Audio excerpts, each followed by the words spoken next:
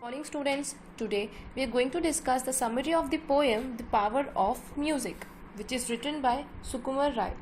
He is a Bengali poet, author, playwright and editor. Sukumar Rai was a renowned children's writer. He is well remembered for creating characters such as Pagla Dashu. Apart from Abol Tabol, his works include Abak Jalpan and Khai Khai. Now, let's begin with the summary of this poem. First of all, before beginning the summary, I would like to tell you what the definition of music. What do you mean by music? Basically, music is an arrangement of sounds in patterns to be sung or played on instrument. It means कि it is a kind of an arrangement of sounds, but it has some pattern. उसके कुछ patterns होते हैं which we play on some instruments. हम किसी भी instrument में वो पैटर्न फॉलो अप करते हैं. That is known as music. और what else we can say of music? Music is the written science that represents the sound of music. मतलब कि ये रिटन फॉर्म में होते हैं, रिटन साइंस होते हैं that represent the sounds of music. जो क्या रिप्रेजेंट करते हैं? साउंड म्यूजिक का. Late me show you the science of this. The music. What do you mean by the signs? The written signs. These are the written signs.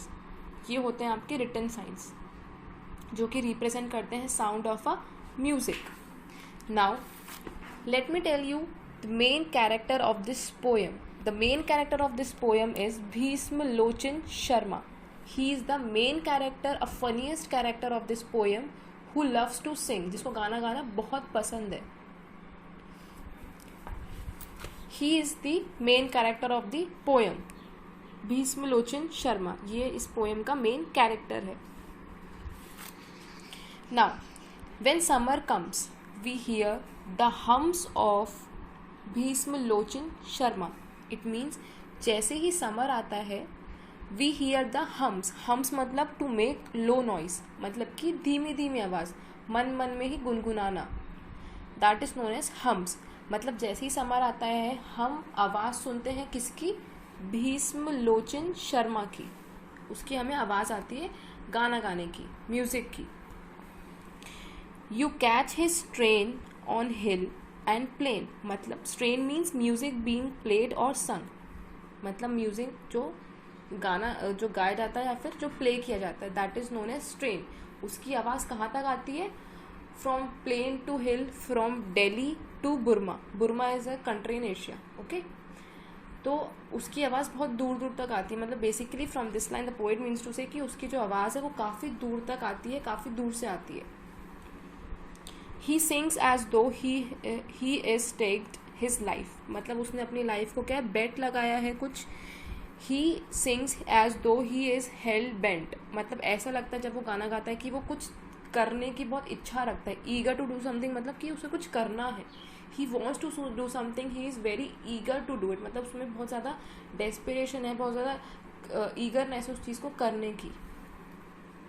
The people dazed retire amazed. मतलब कि जो लोग हैं वहाँ के आसपास के वो उसको देखते हैं. मतलब दे कीप ऑन डेजिंग, मतलब उसको घूरते हैं, देखते हैं. Although they know it's well meant. मतलब उनको पता रहता है कि वो क्या कर रहा है, क्या नहीं कर रहा है, क्या गाना गा रहा है, क्या नहीं गाना गा रहा है, but still people keeps on gazing him. They are trampled in the panic. मतलब कि वो इतना ज़्यादा पैनिक हो जाते हैं. Trampled means stepped on and crushed. मतलब कि वो इतना ज़्यादा उस चीज़ से पैनिक हो जाते हैं, उसकी वॉइस से वो इतना ज़्यादा टेंशन में आ जाते हैं. Panic means tension. राउट और language. Pale and sickly means the people whom we are talking about. जो उसके एरिया में जो पीपल हैं वो इतने ज़्यादा पैनिक हो जाते हैं टू डिफीट और फोर्स टू सफ़र समथिंग. मतलब उनको ऐसा लगता है कि ज़बरदस्ती उनको सफ़र कराया जा रहा है. उसकी वॉइस उनको इतनी ज़्यादा प्रॉब्लम करती है कि उनको ऐसा लगता है कि ज़बरदस्ती उनको सहनी पड़ रही है कुछ चीज़ें. पेल एंड सिकली मतलब वो इतने ज़्यादा पेल हैं, मतलब डल हैं, इतने ज़्यादा वीक हैं वो लोग और उनको ज़बरदस्ती आप कुछ सफ़र करा रहे हो, उनको ऐसा फील होता है. And plead my friend. Plead मतलब बेग करना.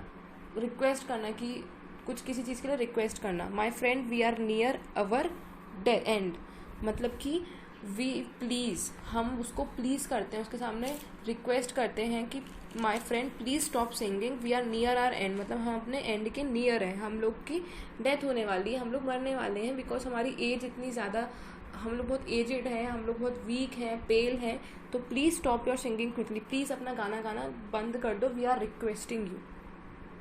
What happened? The bullock carts are overturn, मतलब कि नॉट ओनली पीपल, जो लोग वहाँ पे रह रहे हैं वही नहीं, जो वहाँ के और एनिमल्स हैं, जो भी वहाँ पे और लोग रह रहे हैं, भले वो एनिमल्स हो, पीपल हो, कोई भी, वो भी बहुत सफ़र कर रहे हैं उसकी आवाज़ से, उनको भी बहुत कुछ सहना पड़ रहा है.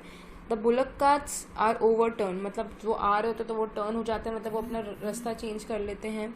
And horses line the road side, जो हॉर्सेस वगैरह हैं वो सब लोग जब भी वो उसकी आवाज़ सुनते हैं, वो पर्टिकुलर बंदा उस स्ट्रीट से गुजरता है, तो वो लोग अपना सब कुछ काम जो कर रहे होते हैं वो सब बंद कर देते हैं. They just take a U turn, वो वापस चले जाते हैं.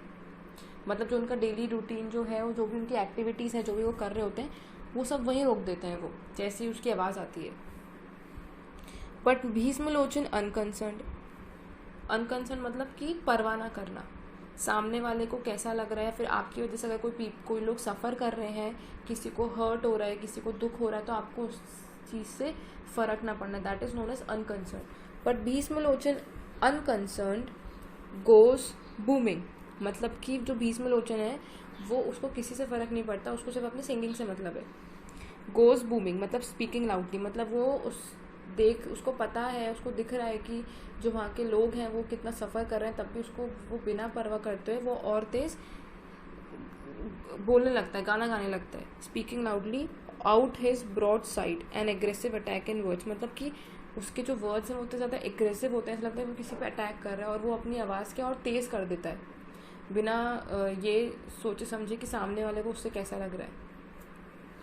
The rest broods resent the player hour they hear it sounded, मतलब कि वो उसकी आवाज़ सुन के इतना ज़्यादा अनहैप्पी हो जाते हैं, इतना ज़्यादा स्ट्रेस में आ जाते हैं.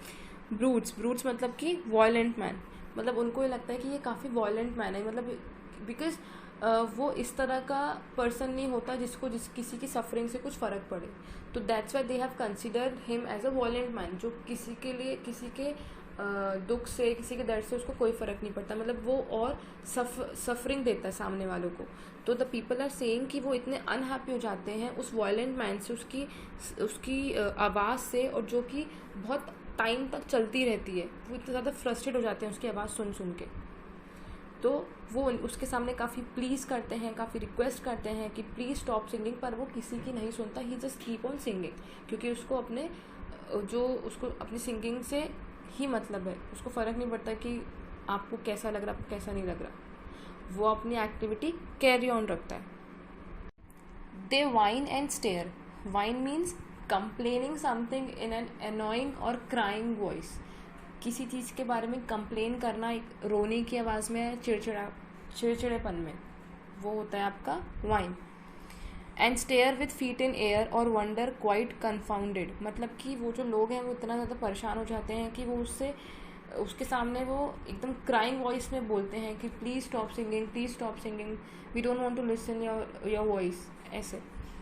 क्वाइट कन्फाउंडेड मतलब कन्फ्यूज, और एक कन्फ्यूज्ड वे में भी, और एनॉयड मतलब कि गुस्सेपन में, काफ़ी चिढ़ जाते हैं वो, और उसके सामने वो बहुत ज़्यादा एनॉइंग वे में, क्राइंग वे में उसको मना करते हैं, पर वो नहीं सुनता. द फिश इज़ डाइव्ड, मतलब जो फिश होती है, मछली, वो डाइव कर देती है दोबारा से पानी के अंदर. Below the lake in frantic search for silence, मतलब एक्सट्रीमली वरिड और फ्रैंटिक मीन्स एक्सट्रीमली वरिड और फ्राइटन, मतलब वो इतनी ज़्यादा टेंशन में होती है, इतनी ज़्यादा डर जाती है कि वो दोबारा से डाइव कर देती है बिलो द लेक, मतलब दोबारा से वो पानी में चली जाती है. इन सर्च फॉर साइलेंस मतलब शांति ढूंढने के लिए, वो भी इतनी ज़्यादा परेशान हो जाती है कि वो दोबारा से पानी के अंदर चली जाती है ताकि उसको शांति मिल जाए. द वेरी ट्रीज कोलैप्स मतलब गिर जाते हैं. And shake you here the crash a mile hence, मतलब कि जो पेड़ है वहाँ पे वो टूट जाते हैं, वो डिस्ट्रॉय हो जाते हैं उसकी आवाज़ से, और उनकी जो आवाज़ होती है गिरने की, उनके डिस्ट्रॉय होने की, वो बहुत दूर तक आती है. And in the sky the feathered fly, मतलब फेदर्ड मतलब जो बर्ड होती है विद फेदर्स, वो क्या करती है, फ्लाई टर्न टर्टल, मतलब कि वो ऐसे ऊपर वो अपना उड़ रही होती है, एंड दे जस्ट उनकी जो जो पर्टिकुलर जो जिस वे में वो जा रही होती है वो चेंज हो जाता है एकदम से, वो अपसाइड डाउन मूव करने लग जाती है उसकी आवाज़ सुनते ही. They are winging, they are flying, मतलब जब वो फ्लाई कर रही होती है स्काई में तो उनका जो डायरेक्शन है, जो उनका मूवमेंट है वो चेंज हो जाता है, वो अपसाइड डाउन चला जाता है जैसे ही वो उनकी आवाज़ सुनते हैं. तो बेसिकली सब लोग इतने ज़्यादा परेशान होते हैं उससे कि उनको इतना सब कुछ सफ़र करना पड़ रहा होता है. मीन्स फिशेज़ जो होती हैं वो डाइव कर लेती हैं दोबारा से लेक के अंदर ताकि वो उनको शांति मिले. जो वहाँ के जो ट्रीज़ होते हैं वो भी ख़त्म हो जाते हैं और डिस्ट्रॉय हो जाते हैं, कोलैप्स हो जाते हैं, और उनकी आवाज़ कहाँ है, दूर दूर तक आती है उनके गिरने की, उनकी कोलैप्स होने की. एंड दस what about the birds, birds क्या होता है, बर्ड्स जो फ्लाई कर रही होती है स्काई में उनकी मूवमेंट क्या अपसाइड डाउन हो जाती है, एकदम से डगमगा जाते हैं वो भी when they are flying in the sky. Again we cry we are going to die, oh won't you stop your singing.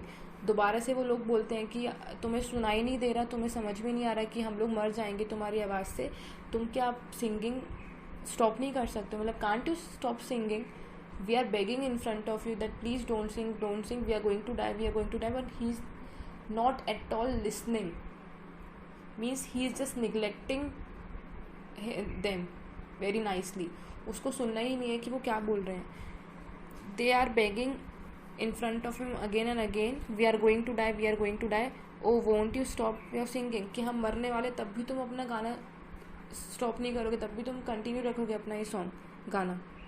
Then what happened, but Bhishma soared beyond our reach, however we plead and grumble. मतलब as in the first sentence it is already mention over है कि वो लोग किस तरह उसके सामने गिड़गिड़ाते हैं, कितना उसको प्लीज़ करते हैं, कितना उसको रिक्वेस्ट करते हैं that please stop singing for God sake, please stop singing.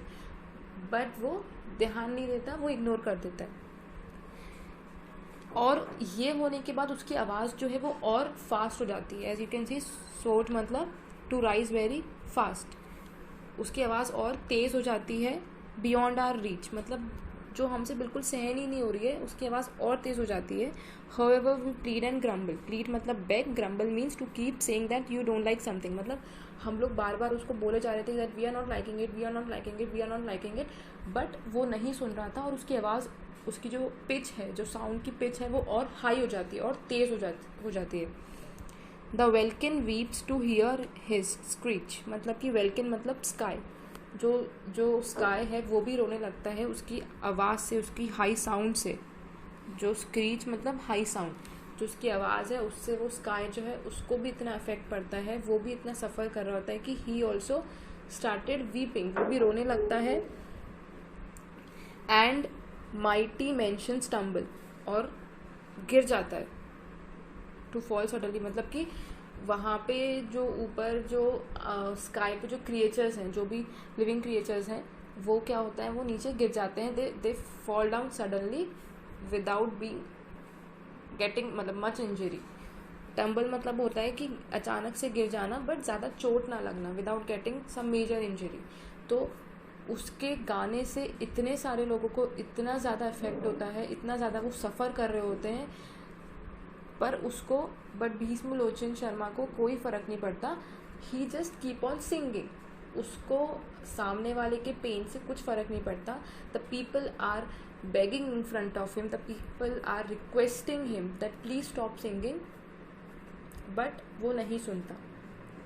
Even जो स्काई है वो भी इतना ज़्यादा परेशान हो जाता है, वो भी इतना ज़्यादा सफ़र उसको भी इतना ज़्यादा सफ़र होता है कि जो और जो लिविंग क्रिएचर्स वहाँ पे हैं वो नीचे गिर जाते हैं and they fall suddenly to the ground. Then comes a billy goat. फिर क्या होता है, एक बिली गोट की एंट्री होती है, अ मेल गोट. अब पोएम में किस कैरेक्टर की एंट्री होती है, गोट की, एक मेल गोट की. मोस्ट सैगाशियस फेलो मतलब काफ़ी ज़्यादा वाइज जो होता है. He downs his horns and charges straight, मतलब कि वो अपने जो हॉर्न्स होता है उसको नीचे की तरफ बेंड करता है. डाउन्स मतलब नीचे करना, एंड चार्जेस स्ट्रेट मतलब कि नीचे करके एकदम स्ट्रेट वो करता है अपने हॉर्न्स को. अपने सिर को नीचे करता है, देन अपने जो हॉर्न से एकदम से ऐसे स्ट्रेट की तरफ लेके जाता है. विद बेलो आंसरिंग बेलो, मतलब कि बेलो आंसरिंग बेलो मतलब to shout in a loud deep voice like a bull because you are angry. जो बेसिकली जब एनिमल्स बहुत ज़्यादा एग्रेशन में होते हैं, बहुत ज़्यादा गुस्से में होते हैं, जो वो आवाज़ निकलती है उनकी सिमिलर वॉइस, वैसे ही वो अपने जो हॉर्न्स है उसको नीचे करता है, उसको नीचे करके स्ट्रेट करके जो भीष्म लोचन होता है वो उसके सामने खड़ा होता है, उसकी तरफ जाता है by making that sound, that aggressive sound. जो एग्रेसिव साउंड वो करता है वो उसकी तरफ जाता है. As let me show you the picture like this. मतलब वो गोट अपना हॉर्न्स को बेंड करके एकदम स्ट्रेट करके वो उसकी तरफ भागता है, भीष्म की तरफ वो भागता है by making the aggressive sound. As you can see in the picture, male goat is there, Bhishma Lochan is there, वो उसकी तरफ भाग रहा है, उसकी तरफ दौड़ रहा है, उसको हर्ट करने के लिए, उसको नुकसान पहुंचाने के लिए. Then the strains of song are tossed, means strains means pressure, the pressure of song, मतलब वो गाना गा रहा होता है और जो गोट होता है वो उसको हिट करने जा रहा होता है. तो जैसे ही जो गोट है, जो मेल गोट है वो उसको हिट करती है भीष्म लोचन को, तो वो ऊपर उछल जाता है. टॉस्ट मतलब कि उछाल देना, टॉस्ट टू थ्रो समथिंग, किसी चीज़ को फेंक देना. And world by blast of brutal violence, मतलब कि वो उसको इतनी तेज़ हिट करता है, इतनी तेज़ से वो उसको प्रेशर से आके मारता है कि वो पूरा ऊपर उछल जाता है. By blast of brutal violence, brutal means very cruel, मतलब बहुत ही गंदे तरीके से, बहुत ही ज़्यादा ब्रूटल, बहुत ही ज़्यादा वायलेंस तरीके से, बहुत ही बेकार तरीके से वो उसको हिट करता है एंड वो ऊपर की तरफ उछल के गिर जाता है. And Bhishmalochan grants the world the golden gift of silence. तो जैसे ही उसको वो हिट करता है, वो गोट उसको हिट करता है, देन व्हाट हैपेंड, वो हवा में उछल के गिर जाता है. और फिर क्या होता है, व्हाट हैपेंड देन भीष्म लोचन जो है वो उस इंजर्ड हो जाता है और वो क्या करता है, वो वर्ल्ड को ग्रांट करता है, मतलब उनको एक दान करता है साइलेंस. क्योंकि जो लोग थे वहाँ पे वो इतने ज़्यादा परेशान हो चुके होते हैं उससे, जो और लिविंग क्रिएचर्स हैं वहाँ के वो भी उससे बहुत परेशान हो जाते हैं. तो एंड में this goat comes in here and they make this and then what happened, उस and at the end Bhishmalochan grants the world the golden gift of silence. मतलब कि लास्ट में वो क्या है, वो हिट करने की वजह से वो मर जाता है, उसकी डेथ हो जाती है एंड वो एक साइलेंस दुनिया, मतलब हमेशा के लिए एक साइलेंस देके चला जाता है वर्ल्ड को, जो उससे बहुत ज़्यादा परेशान होते हैं. सो this is the summary of this poem. I hope you understand the summary of the poem. Now as a homework you can write down the summary of this poem and write down the difficult words and the word meanings which I have underlined in the poem, as well as I have written the meanings also. So copy the word meanings and difficult words and write down the summary by your own. Thank you and have a very nice day.